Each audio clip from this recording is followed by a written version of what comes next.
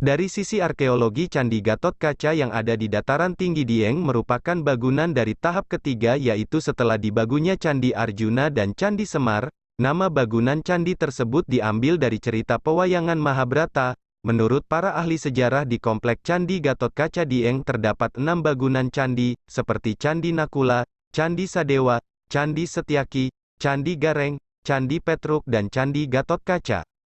Sepintas Candi Gatotkaca juga terlihat seperti bangunan bertingkat, karena bentuk atapnya sama dengan bentuk tubuh candi, puncak atap hancur sehingga tidak terlihat lagi bentuk aslinya. Dan pintu masuk Candi Gatotkaca menghadap ke arah barat. Di halaman komplek Candi Gatotkaca juga terdapat reruntuhan bebatuan yang belum dapat disusun.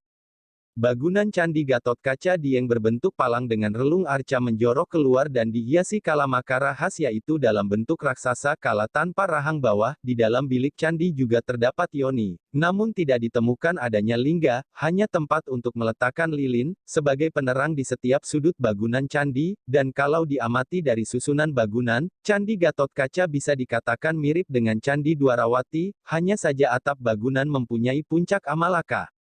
Dari tempat wisata Candi Gatotkaca akan terlihat pemandangan Telaga Balai Kambang Dieng dengan latar belakang Gunung Prau di sebelah timur serta pegunungan di sekitarnya. Dari sini juga bisa melanjutkan perjalanan wisata berikutnya yaitu menuju Candi Bima.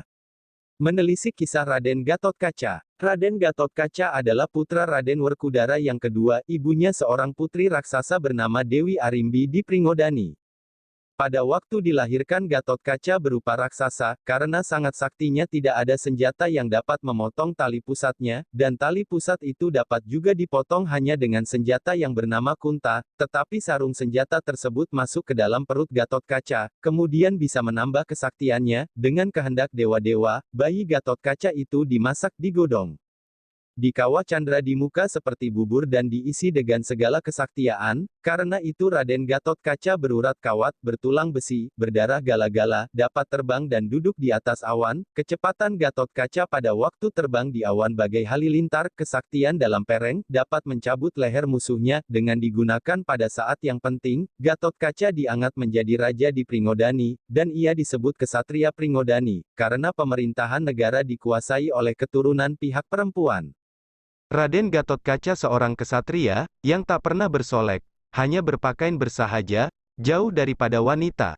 Tetapi setelah Raden Gatotkaca melihat putri Raden Arjuna, Dewi Pregiwa, waktu diiring oleh Raden Angkawijaya, Raden Gatotkaca ketahuan oleh ibunya Dewi Arimbi dengan sukacita dan menuruti segala permintaan Raden Gatotkaca. Kemudian putri diperseri Raden Gatotkaca